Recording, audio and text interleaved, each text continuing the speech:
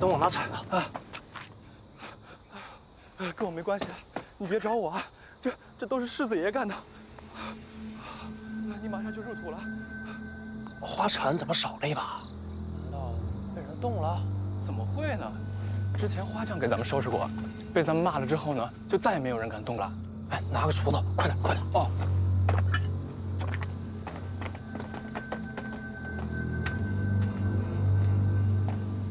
啊！怎么了？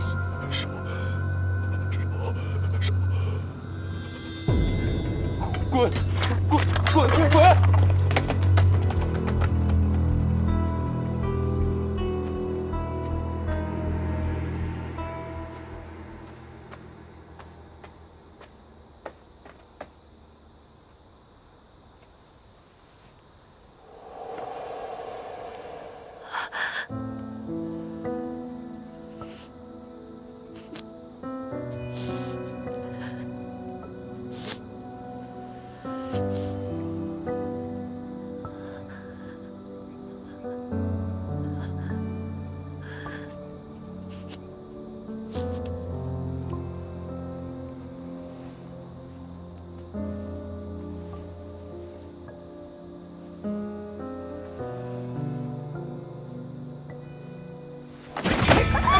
就又怪我，谁让你看见不该看的东西了？咱们这样弄死他们，要不交给师子吧？他不死，咱们就得死！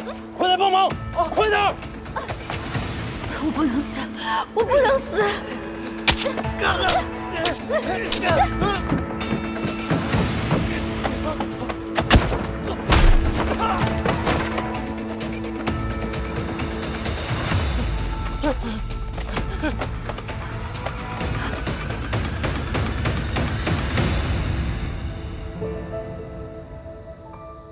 于七，于什么气？赶紧跑！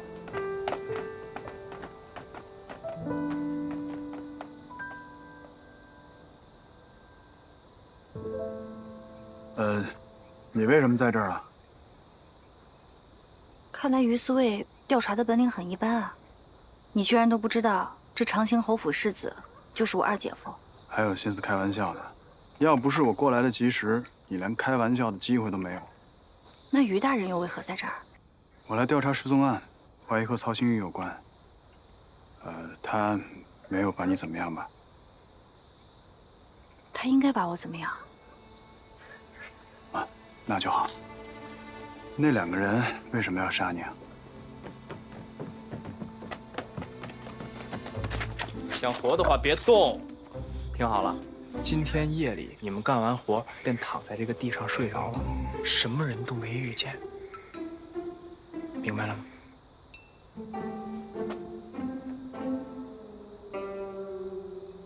那就是没明白。你看，这是我在花丛中找到的，我看见他们杀人埋尸，我怀疑不只有一个人受害了。胆大包天，山谷女子多带同赞，明日我便去求证。如果秀娘子的女儿真的死了，她该怎么办？行了，你就不要再考虑旁人了，考虑考虑你自己，这很危险，跟我走。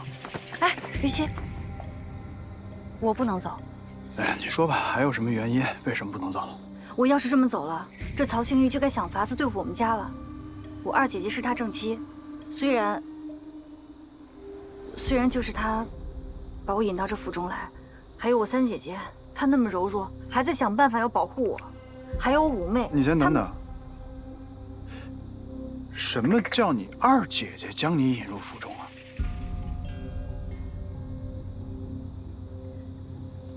不行不行，这太危险了！我现在送你回家，回家之后我立刻上报都城司。哎，于七，你冷静点。长兴侯深受隆恩，曹星玉又是他的独子，我很清楚，冲动行事只会打草惊蛇的。焦四，证人我已经找到了，那儿就是案发现场，只要我带人过来搜，定能搜到证据。没用的，只有做好万全的准备，不然证据会蒸发，证人也会人间消失。不是什么意思？你是不是已经做过什么了？总之你要相信我，我真的不能走。如果我走了，就是打草惊蛇，你破案也会遥遥无期。那些失去女儿妹妹的人，谁来给他们交代啊？这个长兴侯府它不是一般的地方，这件事情一定要仔细筹划，绝对不能。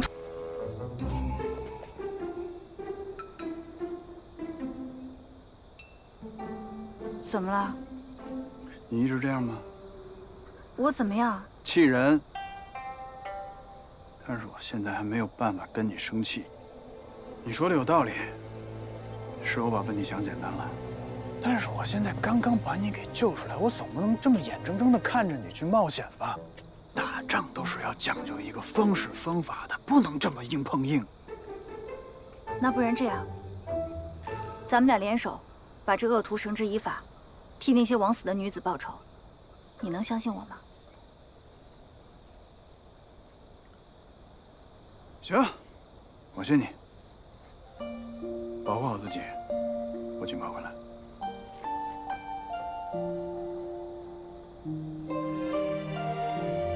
虽然我知道你接近我是另有目的，但是我相信你是个做事情的好官。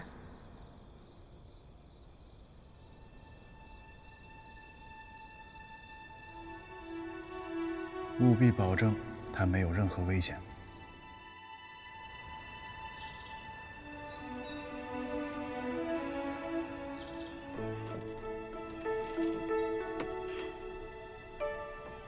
这是四姑娘吧？我记得玉儿成婚时，四姑娘还小呢，但那个时候就能看出来是个美人坯子。没想到，这出落的一年比一年美啊！侯夫人谬赞了，样貌乃是父母所赐，跟自身的努力无关。晚辈倒是觉得不值得一提。没想到四姑娘小小年纪如此通透啊！我真是打心眼里喜欢啊！母亲若是不嫌弃妹妹们扰了您的清静，就让她们再多陪您几日。好啊，儿子给母亲请安了。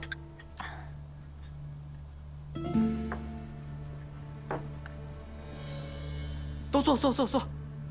玉儿，怎么一脸倦色啊？昨夜你父亲又罚你练了剑。父亲对我严厉，也是为我好。哎，对了，几位妹妹昨晚睡得可还好啊？啊？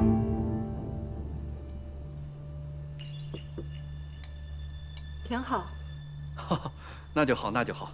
二姐最是心疼我们，老夫人您又如此和善，我倒是觉着住着比家中更舒心呢。我倒是睡得不太安稳。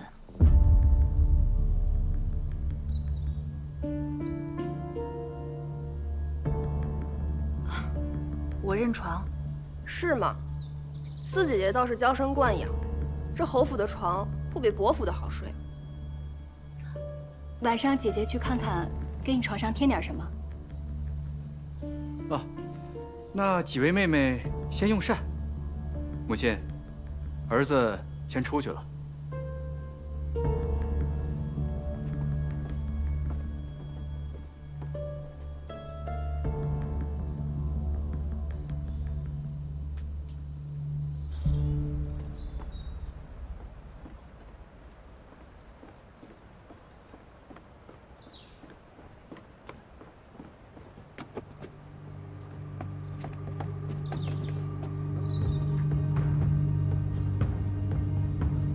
四姑娘，哦，我们什么都没说，安子也没说，世子，你先别怕，我没打算告发你们，而且我知道你要比那个安子心软也良善。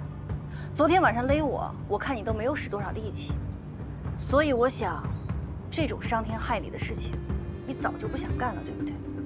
小人也没有法子，我只是一个下人，世子让我干什么，我就得干什么。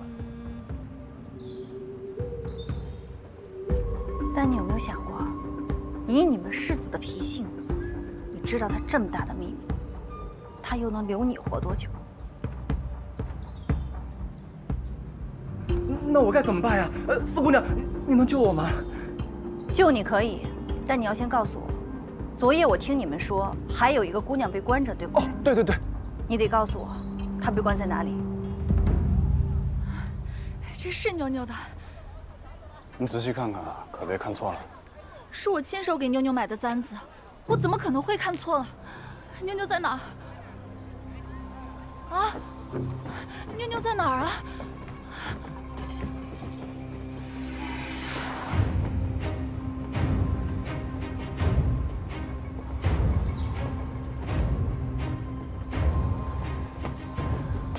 进去以后别被吓到。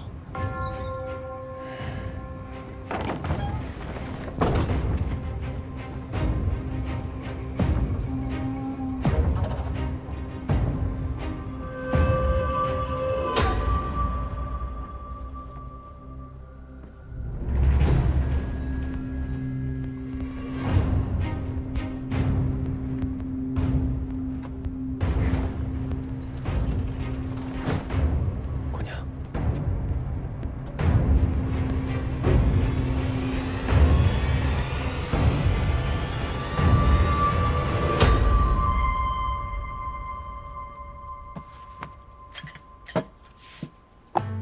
，5年以来，临安城中娘子失踪的案件共有15起，你怎可认定都是同一人所为，乃是连环作案呢？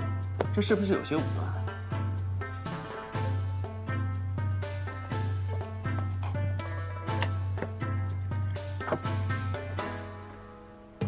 这些失踪的女子，介于16至20之间，相貌姣好，且皆出身于小户或者是商户人家。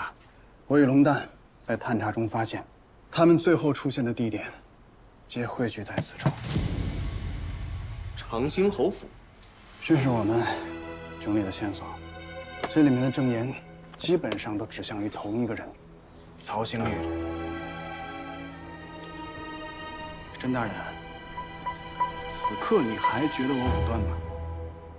确有可疑，但这终究也只是推断，既无实证，是没有办法辨案侦查的。好，我还有旁的佐证，还有一名失踪的女子，名唤妞妞，她的发簪就在长兴侯府的后花园被找到了。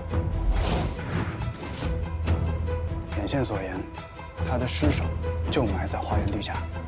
线报可准，准不准的一查便知。等等，甄大人，你是还要拦着我吗？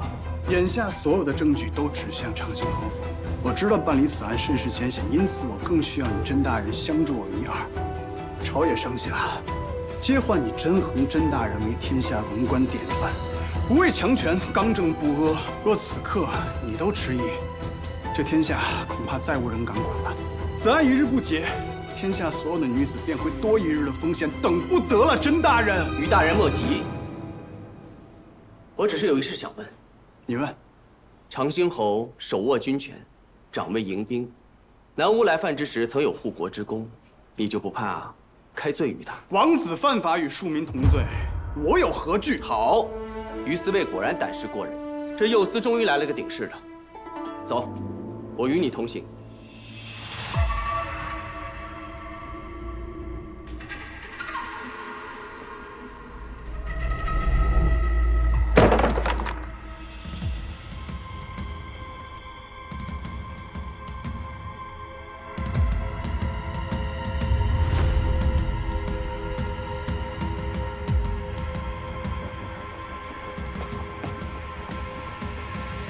姑娘，姑娘，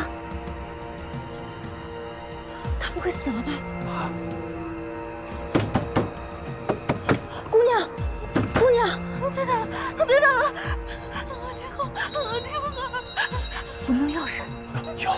别怕，别怕，我们是来救你的。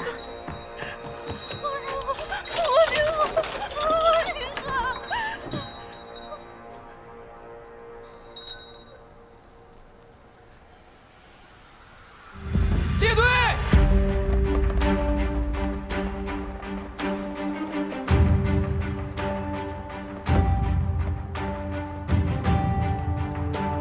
头，快班集合完毕，头儿咱出发吧。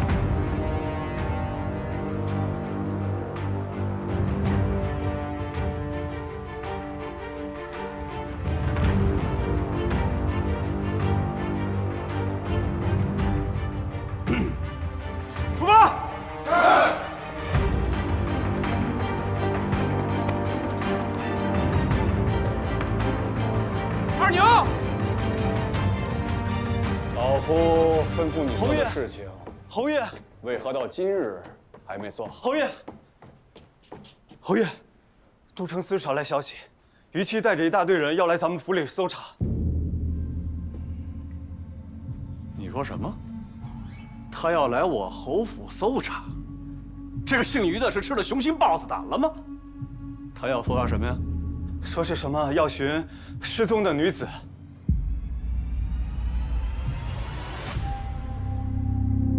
逆子，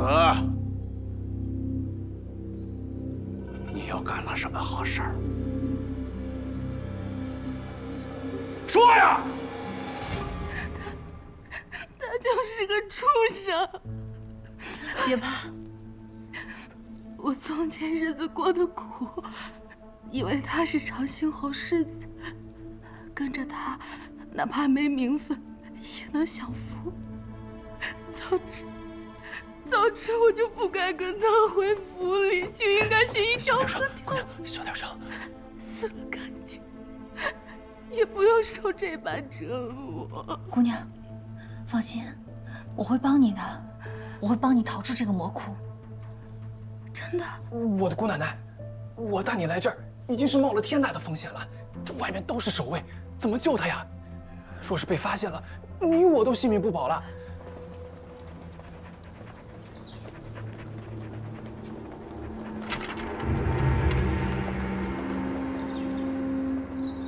你们都城司，好大的胆子呀！竟敢擅闯本府！我必在陛下面前参你们一个以下犯上、擅权之罪。侯爷，您要奏便奏吧。就算真的到了御前，甄某也只是依律行事。本侯长卫迎兵，官至当朝一品，有一等侯爵爵位。你一个区区从四品的文官，不是以下犯上，是做什么？我都城司统管临安城治安，除了大内皇宫以外，临安城14街108坊皆归我都城司管辖治理。怎么，侯爷，您这府邸不在这个范围内吗？甄大人的嘴真是上天入地，不然我叫他来做什么？好一个伶牙俐齿的甄大人呀！你是管得真不上啊！即便归你都城司管，你现在也是无法无天，私闯民宅。侯爷还真是能屈能伸呀！这一会儿说是一品高官，一会儿又说这是民宅。我都城司既然来搜捕，定是因为此处发生了命案。这也许就是我的命，我不想再连累旁人。谁说的？难道你的命生下来就该被这恶人折磨吗？姑娘，你听我说，今日都城司的人会过来搜查的，到时候整个长兴侯府所有注意力都会在后花园。这个西院就算闹出动静，也不会有人觉察的。福禄，到时候你趁乱把池姑娘带到后门，我的丫鬟阿蛮会在那边接应的。我不行的。福禄，如今我们都是在一条船上，你也该放手一搏，为自己换一种活法，挣出一条生路来。姑娘，你看，捏碎以后会变成粉末，能让人昏睡。到时候你能用得上的。我们该走了，再晚守卫该起疑了。姑娘，都城司的人真的会来吗？会的。姑娘，大恩大德，无以为报。记住，自救者天助之，自弃者天弃之，明白吗？走吧。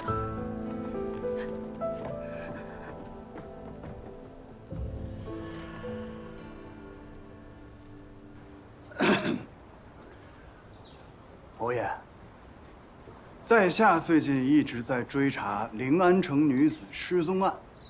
据证人所言，他们在失踪之前都与令郎有过接触。证人？哪个证人？啊，叫他出来，与本世子当面对质。没想到世子在呢，我要是把他给叫出来了，世子是要以强权威胁不成？就凭你一条不知真假的线报，就能污蔑我杀人了？哎，我可没有说世子杀人呐。难不成世子是心虚了，要主动认罪啊？荒唐！你们可有证据？如若没有证据，休想踏入我侯府半步。证据自然是有的。此铜簪便是证据。众人还说了，你曹星玉嗜杀残暴，天理难容，不仅虐杀了数名女子，还将他们的尸首藏于侯府后花园。你这是……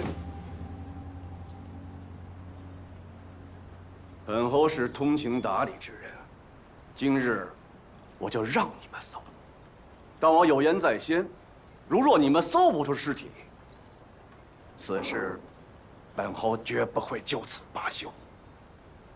请搜。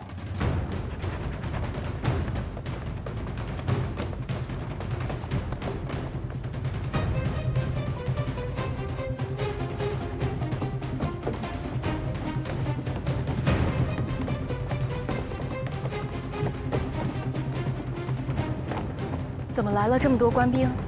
发生什么事了？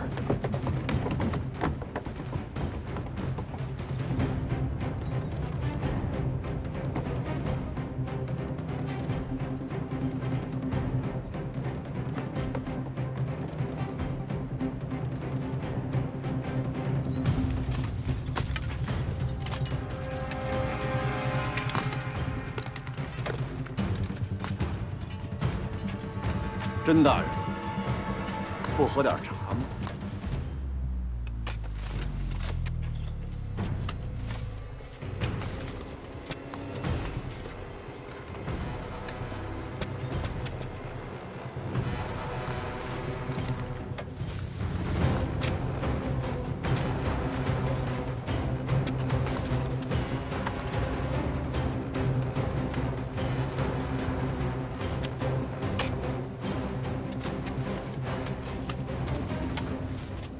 感觉不对劲啊！这曹星玉竟然没有一丝慌乱之色。难道昨夜就被转移了？昨夜怎么了？啊，没事没事。大人，地下有东西！快！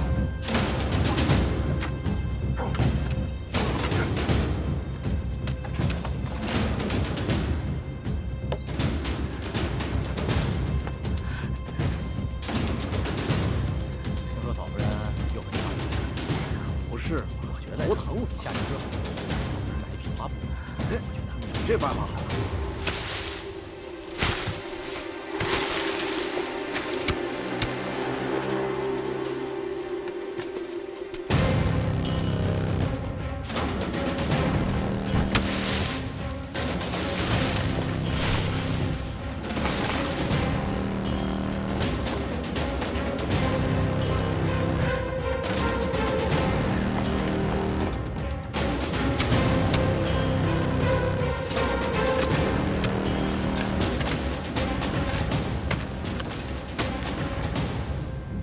大人，是棺材！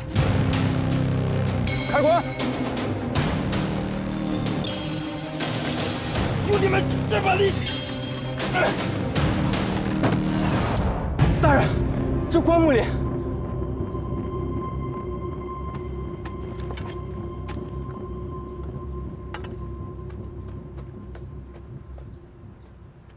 头，里边只有书。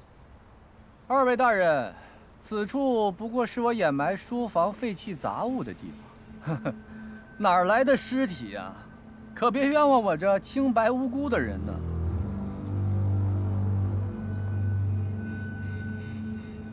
是我们消息有误，冒犯了侯爷。无妨，甄大人，本侯度量大，不和你计较。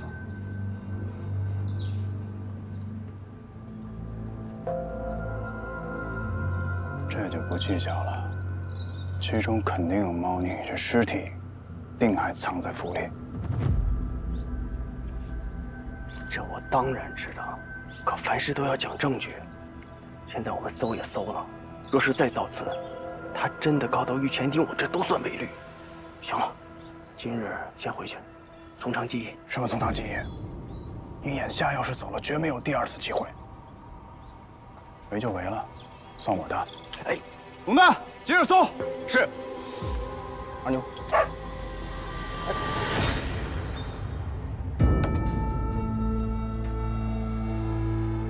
甄大人，不要欺人太甚，我长兴侯府容不得你们胡闹。来，送客。尔等莫要妨碍公务。与其不要太放肆。侯爷，若是世子当真清白，那您何必惧怕一只狗啊？笑话，本侯怎会怕一只狗？放狗！追！人愣着干什么？拉住他们！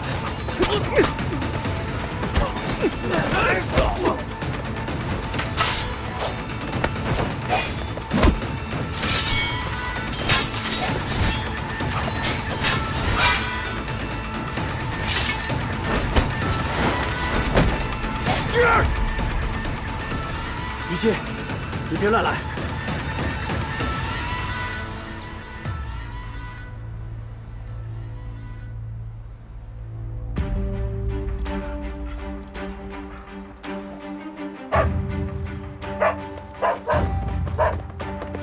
带走。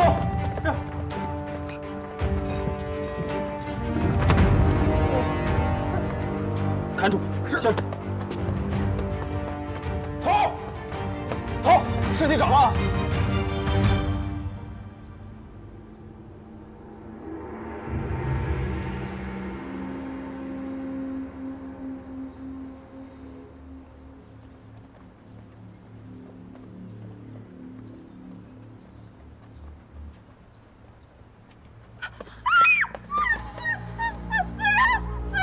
全都对上了。将案犯曹兴玉押回都城司。是。等等，人不是我杀的，是他。出来，出来！安子，出来！哎，他是觉得我们长得特别像傻子吗？找个小厮来顶罪啊！你们凭什么说这人是我杀的？啊？就凭一条你们不知真假的线报？来，我问问你，叫什么名字？小人叫安子。你家主子说，这些人都是你杀的。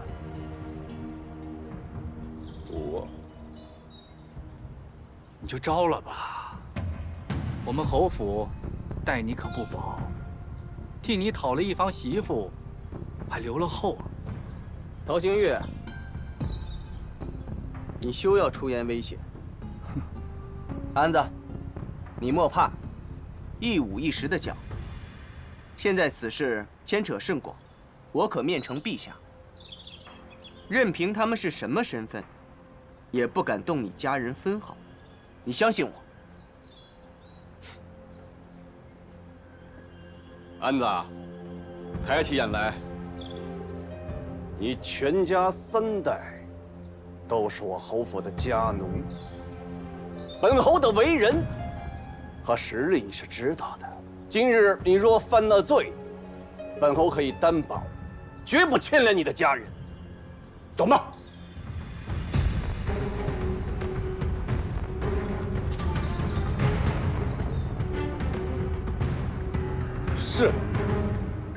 是我杀的，他们都是我杀的。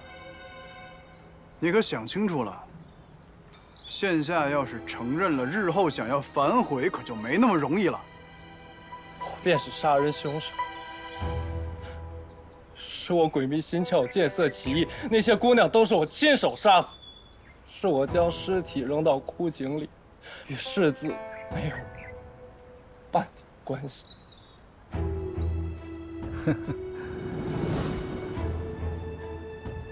侯爷，我求求您善待我的家人。侯爷，你肯认罪伏法，本侯甚是欣慰。放心，我定会善待你的家人。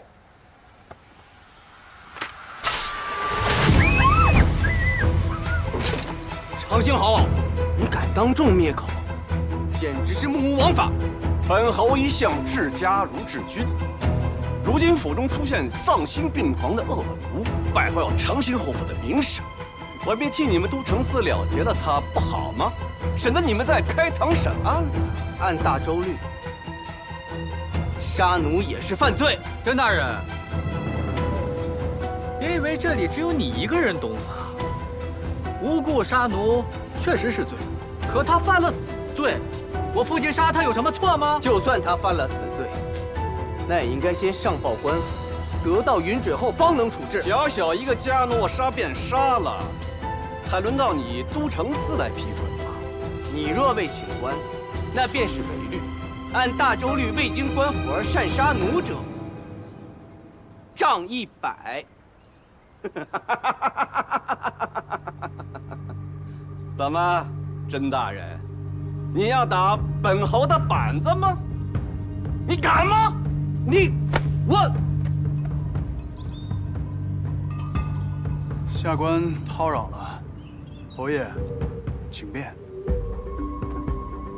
你们请便吧，本侯还有军务要处理，没有闲情雅致陪你们在这儿浪费时间。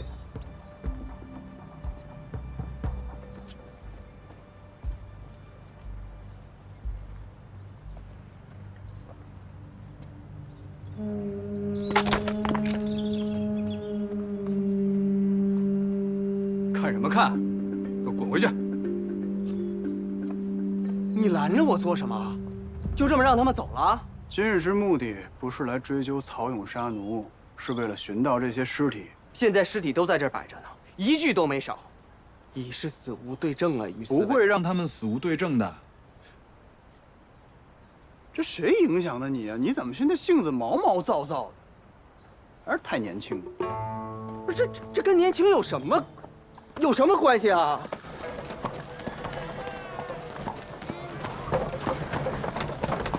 那些姑娘都不是萧思杀的，她没有那么大的胆量，是二姐姐，不是曹星玉杀的。五妹妹还不算太笨，你早就知道啊，为什么不提醒我？我怎么提醒你？你一口一个姐夫叫的那叫一个亲热，我提醒你，你能听吗？曹星月这么残忍，杀了这么多人，二姐姐她是否知情啊？二姐姐也知情，那她还特意邀我们去府上做客，她怎么能如此待我？虽然我们不是异母亲生的，但我跟她最亲啊！谁放的教唆的？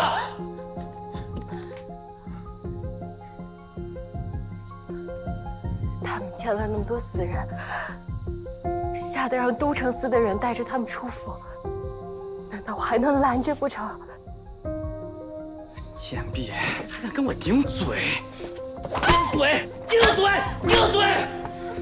要不是我母亲平日里对你还算满意，我早就把你和那些贱女人一起都杀了！贱人！贱人！贱人！世子，看在老夫人的份上，滚！你打啊！杀啊！你除了打女人、杀女人，你还有胆量做什么？你老子打你，你就打我。你那么有种，怎么在他面前连屁都不敢放一个？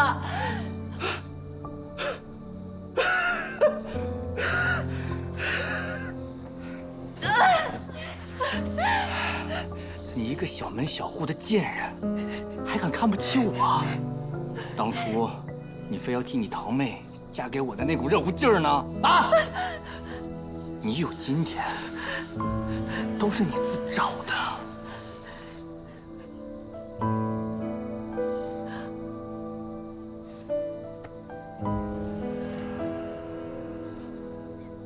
是，我自找，我活该。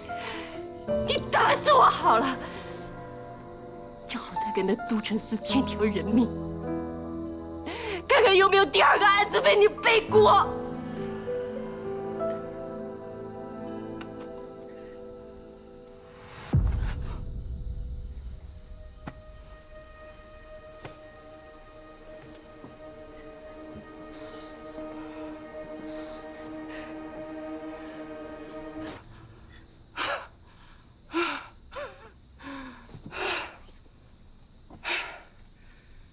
今日我先饶你一命，等这段风头过去了，我再取你贱命。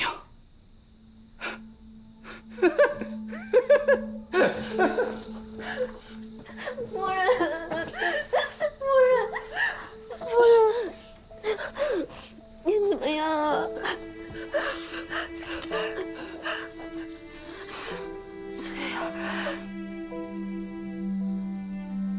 这样的日子，我一天都不想再过了。夫人，我们逃吧。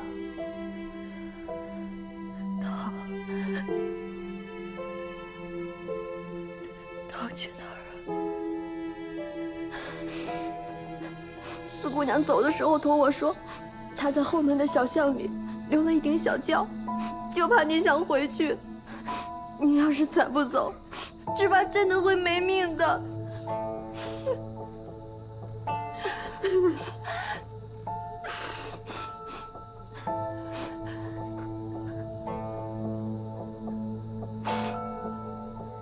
夫人，我不能再坐以待毙了，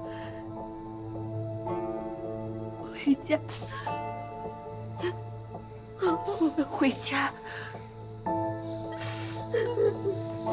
回家。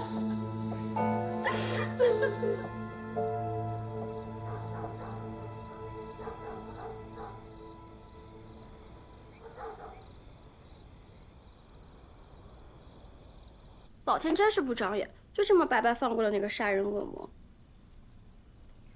于四卫虽然是说要继续追查，但现在死无对证。怎么会死无对证呢？姑娘，你忘了池姑娘吗？当初你让我送她出城，她可感激了。只要姑娘你说一声，她可以来指认的呀。但她的日子太苦了，好不容易才逃出去。若是让她再去指认曹星玉，那她被拘禁多日的事情便会被传出去。一个姑娘家，让她以后可怎么活呀？岂不是逼她再去寻死一次？可若是她不出来指证，坏人就服不了法，她难道就能过得好吗？我明天再去看看她。苏姐姐，苏姐姐，这么晚了，她不会是过来找茬的吧？你先去看看。嗯。五姑娘，你干什么呀？苏姐姐，怎么了？二姐姐，江倩她回来了，现在正在祖母那儿呢。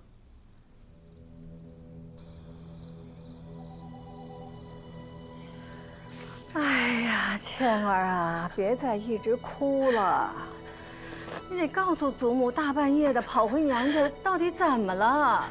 我可听说了，长兴侯府出人命了，死了好几个人呢。那可是人命官司啊，连累到世子了，是不是他出了什么事啊？他有那么一个只手遮天的父亲，人命官司算什么？捅破天也能给他补了。不是祖母苛责你。你们二人是夫妻啊，当荣辱与共啊！你家里一有事就往娘家跑，不行。有什么事儿跟母亲说，是不是跟世子吵架了，还是他欺负你了？这夫妻之间吵架动手那是常有的事。你问问你母亲，你嫁了人了，你就不能太任性了啊！今儿晚上这么晚了，就歇下吧。明儿一早赶紧回去，给夫家赔个不是。就说祖母半夜病了，把你叫回来的。二姐姐，你既然已经逃回来了，就应该全部都说出来。是啊，二姐姐，你明知那侯府是狼我虎穴，还非要将我们姐妹引进去，你是何居心啊？今日当着祖母的面，你就明明白白的说出来。你给我闭嘴！什么狼我虎穴，就有你说话的份儿。巧儿，你告诉祖母，到底出了什么事儿了？是曹星玉，他对四妹妹起了歹念。什么？世子对四姑娘有了歹念？这简直是天大的笑话！世子他什么样的姑娘没见过？你快给我回去！李嬷嬷，赶紧给他们送回闺房去。各位小姐，请回吧。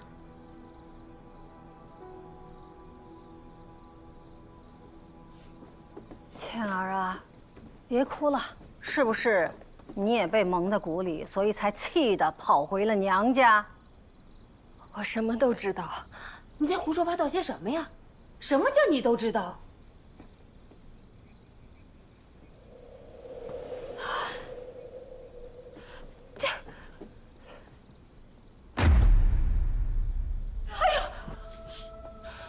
我的天哪！倩儿，世子他打你呀！世子下手也太狠了，为何不早点回来说呢？早说，要我如何开口？母亲从小教导我，祖母日夜叮咛我，我是这伯府最出色的姑娘，家门兴衰全都寄托在我一个人身上。自幼，我便学习琴棋书画，持家管事，一刻不敢懈怠，就是为了一朝嫁入侯门，为自己和伯府争出个前程似锦。可结果呢？我样样都是照你说的做的，为什么会落入今天这步田地？我到底是哪里做错了？嫁给曹兴玉的4年2个月7天，我每天都是活在地狱里，拳头、耳光、鞭子，样样我都受过。我求饶，没用的。后来我也反抗，他只会打得更加起劲。挨打挨多了，我发现有个方法最是管用，那就是像个死人一样，任由他打，不给他任何反应。你越麻木，他就越觉得无趣。大不了多久，他就去找新的乐子了。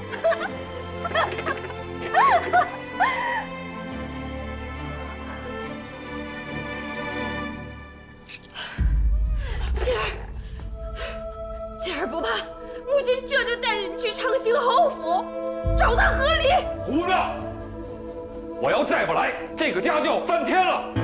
母亲，您怎么也不拦着他们点，任由他们胡来呀？看看他被打成什么样子了。二爷，你可算回来了，你快快看看咱们孩子吧，浑身上下打的没一块好肉了。这天底下还没有王法了吗？明天一早，咱们就去长兴侯府去找他和离。还真是没有王法了，明日就去找长兴侯讨个说法，到底要问问他那个龟儿子，为什么要如此欺负我们家倩儿？老二，你说的对，可不能再这么欺负倩儿了。这事要处置得当，这可是两家的关系啊。母亲，儿懂。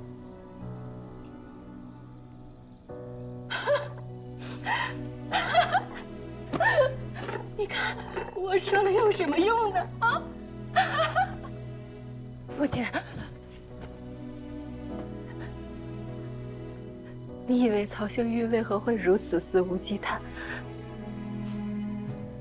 我就是看中了我吴娘家可依，就算是被打成这样，您最后也不会去上门虎头牧羊的说下几句。倩儿，什么叫无家可依呀？啊，我们不是要去讨个说法吗？所以呢？人家是长兴侯，权力滔天，咱们东平国府无力抗衡，所以只能先去讨个说法。所以你就要用我一身的伤，来为你和哥哥谋路吧！哎，你这个不孝女，忤逆顶撞！你干嘛？孩子都被打成这样了，难道回来还要挨你的打吗？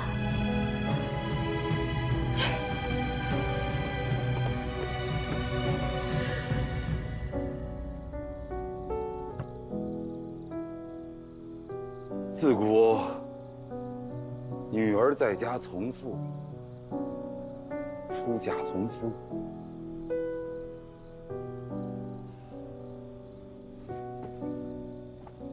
母亲，我是不会让他们和离的，您放心。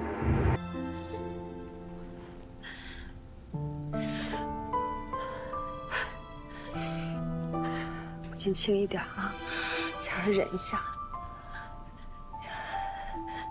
母亲，父亲去阮姨娘院里了，他爱去哪儿去哪儿，最好死在那个贱人屋里。这个梁国的东西，只顾他眼前的仕途，根本不顾骨肉亲情。母亲，你知道吗？我突然羡慕起他们大房，江四不过是因为意外被姬崇义推进河里，都没有伤到，大伯父就豁了出去，替他退亲，告上都城司。今日若换作是江四，大伯父只怕拿刀去和曹家拼命了。父亲若是能有大伯父一半的疼惜女儿，或许曹星玉就不敢这样对我了。倩儿，都怪母亲替你筹谋了这桩婚事。是母亲害了你，母亲，您这是做什么？母亲，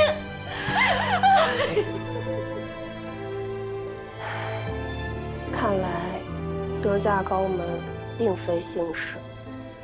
五妹妹终于想通了。我从小最羡慕的人就是二姐姐，没想到她过的竟是这般非人的生活。不行，我不能总想着嫁什么勋爵侯门了，我得找些文官人家，最好是那肩扛不动，手不会提，只会提笔写文章的，这样就不会动拳头打我了。母亲，我知道当初你也是为了我的前程考虑，何家只有您疼我，祖母和父亲绝技不会像您这般不计后果的护着我。我可怜的孩子，是母亲，是月怀胎身上掉下来的肉，它打在你的身上，比打在母亲的身上还疼啊！母亲，你不怪你，是女儿不好，是女儿不好。夫人，求求您不要再送姑娘回去了，她可能真的会被打死的。倩儿，你放心，母亲就算是豁出命去，也一定要护你周全，绝对不会再让你受如此这般委屈了，母亲。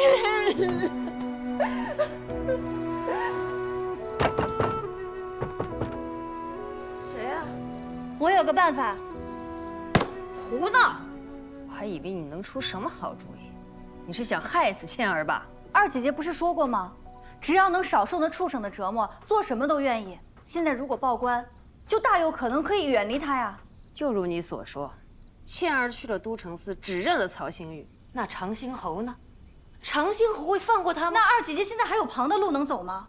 回去天天提心吊胆，挨打受虐，说不定哪天命都没了。到时候曹星玉再报一个患病暴毙，毁尸灭迹，到时候咱伯父有什么办法？那金叶二叔的态度你们也看到了，他是断不会出面的。就凭二婶跟二姐姐两个女眷，是做不了和离的主的。我不去，说是报官，曹星玉有100种方法让我生不如死。江四，我也是万不得已才请你去侯府做客，你就如此容不下我吗？鹬蚌相争，渔翁得利，你现在煽风点火，不过就是想借我的手来泄你的愤。我不报官，尚且还能苟活，还能苟活？你这是在坐以待毙。根据尸体颈上的勒痕深浅，可以判定这些娘子皆是被同一人以绳状物扼颈窒息而死。有没有什么旁的线索？尚未发现。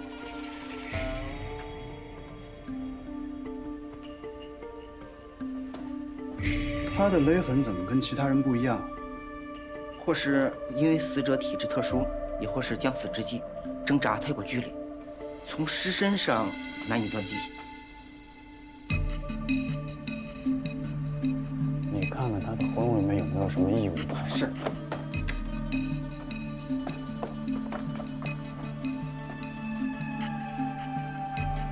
大人，请看，这是一枚纽扣子。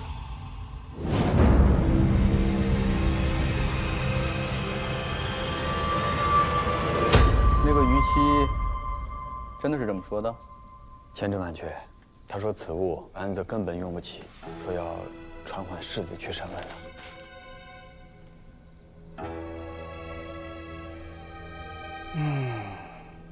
是吗？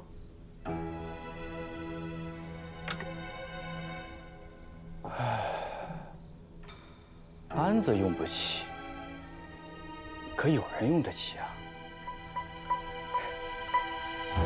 二位大人，今日本世子来呢，是有重要的案情相告。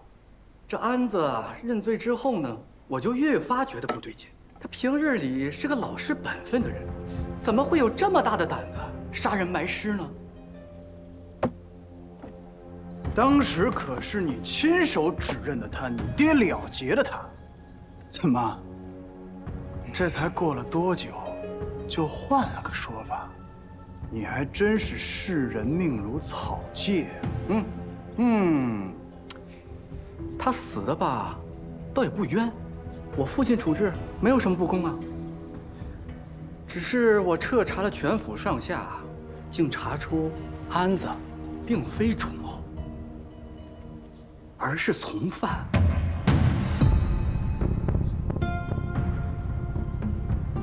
那依你所说，主谋是何人啊？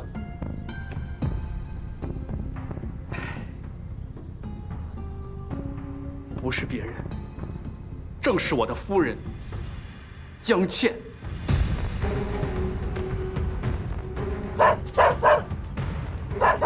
叫什么？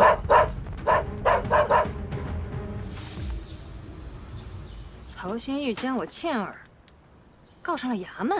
是他指认江倩才是杀人埋尸的主谋。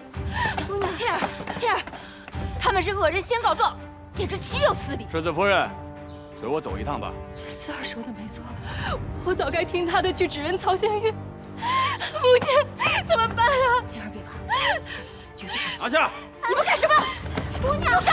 倩儿去找江子，只有他能帮我了。母亲，放开我！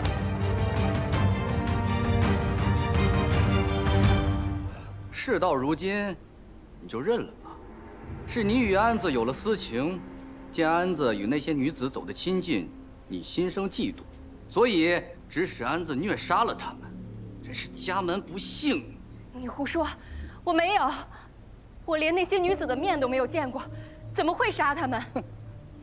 大人明鉴，我与那些受害女子一样，日日遭到曹新玉毒打，迫于隐畏不敢出面指认，谁知他竟污蔑于我。大人，您可以派人验伤，我二姐姐身上的伤和那些女子是一模一样的。可我有证据，证明这毒妇与安子有私情，并且指使安子行凶。这是江倩遗落在安子住处的扣子，这是安子内人的证词画押，他亲眼看见他们偷情，并且谋划杀人。呈上来。他只是栽赃陷害，随便取了粒扣子，威胁了安子家人，要了假证词，便要来害我。大人，那夜我亲眼看到安子埋尸，而且当夜我二姐姐一直在自己院子中睡觉，她怎么会是主谋？原来去官府举报的是你啊！大人，她们可是亲姐妹，定是怕事情败露，所以才把这案情赖到我头上。大人，您可要明察呀！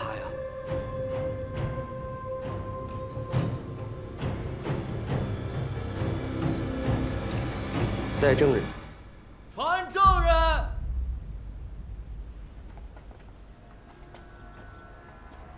大人，人证带到。来者何人？回大人，我乃池淑莹。本官问你，你可与江家二姐妹认识？我与她们江家姐妹毫无干系。那你可与这位曹星玉认识？回大人，认识。我被这恶徒哄骗至长兴侯府，囚禁戏院，日日遭凌辱虐待。我亲眼见这畜生杀人，口口无凭！回来，大人，是他勾引的我，想让我弃妻娶她，我不愿意，他才反咬我一口。大人，我这一身伤便是凭证。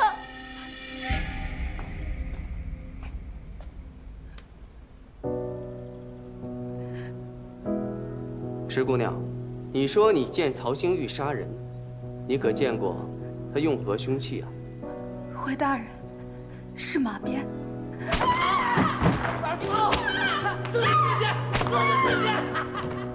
他说这些只是为了栽赃嫁祸于我，您可不要轻信啊！本官自会公正严明地审理此案。那这凶器，你可知在何处？凶器就在长兴侯府。石姑娘，说话可要三思啊！我是长兴侯世子，岂能容你随意攀污？你虽是长兴侯世子，但在我这都城司公堂上，休得放肆！石姑娘，莫怕，继续说。我说的句句属实，杀人凶器就在长兴侯府的。闭嘴！石姑娘。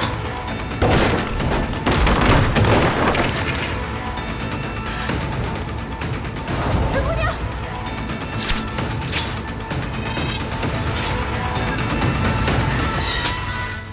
冷淡。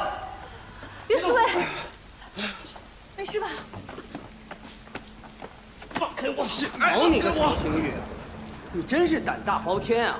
敢在我都城司公然持剑行凶，给我押下去！我是长兴侯世子，你敢动我？冷淡！押入大牢，等候发落。是啊，天王。于四卫，快叫郎中。于四卫，没事吧？没事。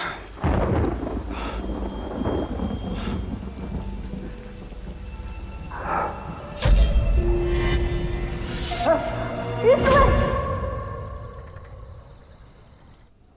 郎中，我家大人如何了？哦，幸亏救治及时，再晚一刻，就算华佗在世，也无力回天了。现在大人体内的毒血清除了8、9分。如此便好，有劳郎中了。啊，但是今夜不能离人，有什么情况你们随时唤我。你随我去药铺取些解毒汤药吧。能否请江姑娘？你放心，我会留下来照顾于四卫的。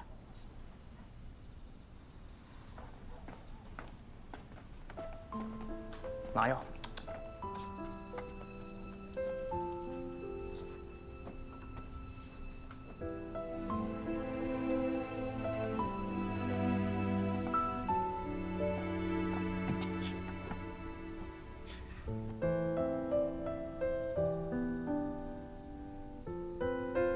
你认为我是圣女，却不动手杀我，反而赌上性命救我。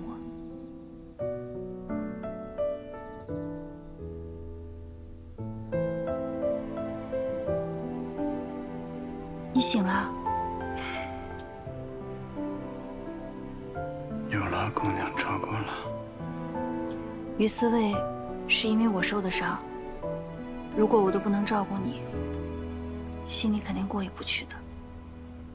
这点小伤对我来说家常便饭，姑娘切莫挂心。这可不仅仅是受伤，刚才郎中都说了，如果晚一步，可能我们都要跟你上香了。于四卫，咱们非亲非故，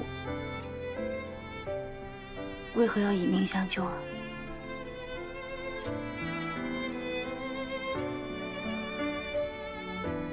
这不是没想到剑上有毒吗？你和池姑娘也是萍水相逢，不也是舍命相救吗？是啊，谁能想到这剑上有毒呢？我去给你倒点水。姑娘，我来吧。阿曼，我来。江姑娘，甄大人。还是我来吧。啊，好。怎么办呢？这可怎么办呢？曹新玉只是被关进了大牢，长兴侯一定会想办法帮他洗脱罪名的。曹星玉要是放了出来，我们的倩儿又进了虎狼窝了。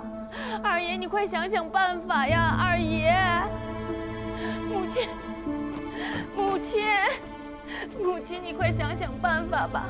倩儿可是你捧在手心长大的孙女，你不能看着她就这样去送死吧，母亲。安谋啊，赶紧想个办法，看看朝中是否有可托之人。回母亲，倩儿也是我最骄傲的女儿，我怎能不管？而今日你走访一圈，但是那些人都避而不见，定是恐于长兴侯的势力不敢出头。不过母亲，日后一定会有转机的。你赶快伺候母亲休息吧，儿不打扰。二爷，二爷，二爷，二爷，你别走，你别走啊！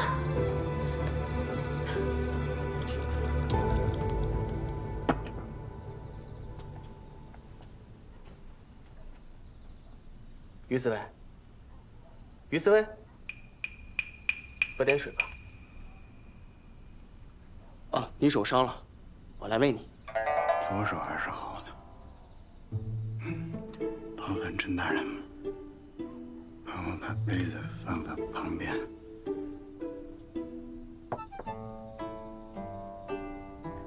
怎么样？感觉如何？现在是没什么感觉了。证据找到了吗？均已查获。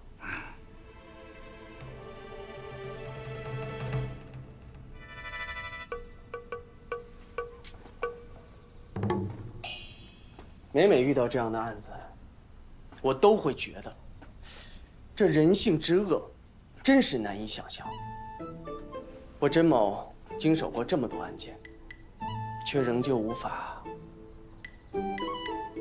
习以为常。那是因为甄大人有悲悯之心，才会做到真正的秉公断案，不会让任何一个好人蒙受不白之冤，也不让任何一个坏人逍遥法外。大人所求是无愧于心。江姑娘，所以百姓才更需要都城司啊，甄大人。尤其是需要你啊。律法虽然不能使人心向善，但是可以在人们心生恶念的时候有所顾忌，得以悬崖勒马。于四卫说的有道理，江姑娘。那对有些人来说是不管用的，因为他就不是人，他是畜生。于四卫，你就放心吧，这政务跑不了，曹兴玉更跑不了。但是甄大人还得备有后手，这长兴侯肯定不会坐等曹兴玉被审，他一定会竭尽全力在朝中走动，想尽一切办法给你们施压。江姑娘有如此见解，甄某实在是佩服。不过江姑娘，你大可放心，无论是谁向我等施压，我们绝不会屈服。这一点我可以拍着胸脯保证，他有眼不进。你瞧，这伤是快好了，多谢于四卫夸奖啊。要不然这样吧，今日呢，我来守着于四卫，你白天受到的惊吓，先早些恢复歇息。刚才龙蛋跟着郎中去取药了，估计快回来了，我还是留下来给于四卫煎药吧。哎，不，这煎药都是小事，让龙蛋去煎，我来都可以。还是让江姑娘留下吧。龙蛋，我指派了他旁的任务，都成死的活。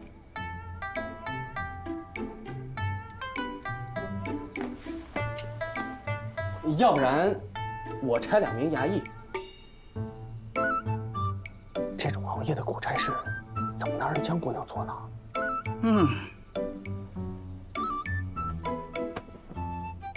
也不是你何时学会的怜香惜玉。那就劳烦甄大人了。于四卫，你好好养伤，我明日再来看你。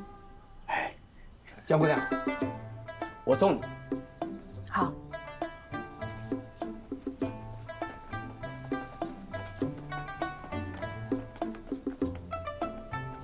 甄大人留步吧，还要照顾于四卫呢。